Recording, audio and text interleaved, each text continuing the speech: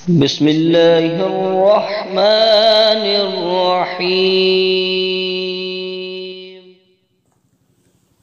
बिस्मिल्लाहिर्रहमानिर्रहीम। अस्सलामु अलैकुम वरहमतुल्लाह। उम्मीद है कि तमाम चाहने वाले खैर वाफियत के साथ होंगे।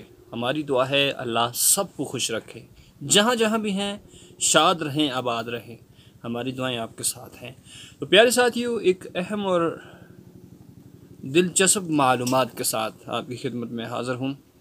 आज मैं आपको बताने वाला हूँ कि औलाद की तरबियत कैसे की जाए, औलाद को क्या क्या सिखाया जाए।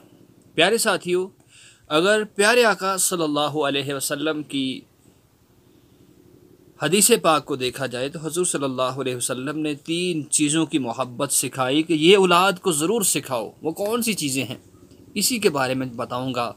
अगर चाहते हैं कि औलाद नेक हो, साले हो, परहेज़गार हो, आपकी इज़्ज़त करने वाली हो, तो इसी के बारे में आज की ये वीडियो है।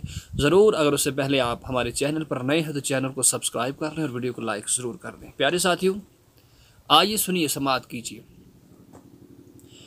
कि औलाद, जब बंदा शादी करता है उसके बाद औलाद होती है तो हर कोई चाहता है कि मेरी औलाद नेक हो, परहेज़गार हो, इज़्ज़त गुज़ार हो, इज़्ज़त करने वाली हो, वालिदैन की, अपने बड़ों का एहतराम करने वाली हो।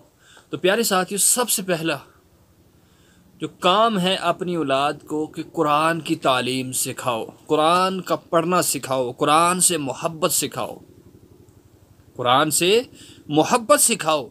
कि जब कुरान पढ़ने वाली बन जाएगी, कुरान से मोहब्बत करने वाली बन जाएगी आपकी औलाद, कुरान को यानी कि हर रोज़ 1 2 3 4 रुकू पढ़ने वाले और कुछ हिफ़्ज़ कर लेगी, इंशाअल्लाह। कुरान एक ऐसी किताब है, कुरान एक ऐसे अल्फाज हैं कि जो इंसान के अंदर ऐसी मोहब्बत पैदा कर देते हैं, ऐसा निखार रख देते हैं कि इंसान की ज़िंदगी इस जहान के लिए भी निखर जाती है और आखिरत के लिए भी निखर जाती है और औलाद की तरबियत बेहतर हो जाती है।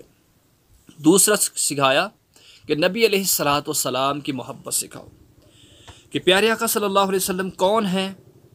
वो हमारे आखिरुज़्ज़मा नबी हज़रत मोहम्मद मुस्तफ़ा सल्लल्लाहु अलैहि वसल्लम हैं। आपकी मोहब्बत ईमान की सबसे पहली शर्त है। अगर आपकी मोहब्बत नहीं है तो कुछ भी नहीं है, कुछ भी पल्ले नहीं है। तो मोहब्बत सिखाओ कि मोहब्बत क्या चीज़ है, मोहब्बत को कैसे करना है, मोहब्बत किस हद तक हुज़ूर सल्लल्लाहु अलैहि वसल्लम से करनी है, और मोहब्बत के बाद आपके जो फरमान हैं उन पे अमल करना है।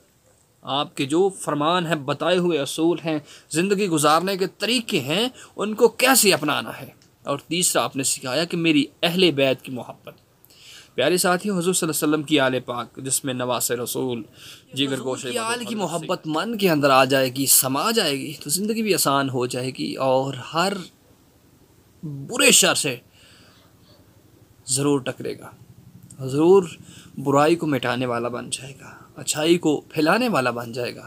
तो ये 3 चीज़ें जो आपको बताई हैं, ज़रूर अपनी औलाद की तरबियत इसी तरह कीजिएगा। अल्लाह आप सबको खुश रखे, आमीन।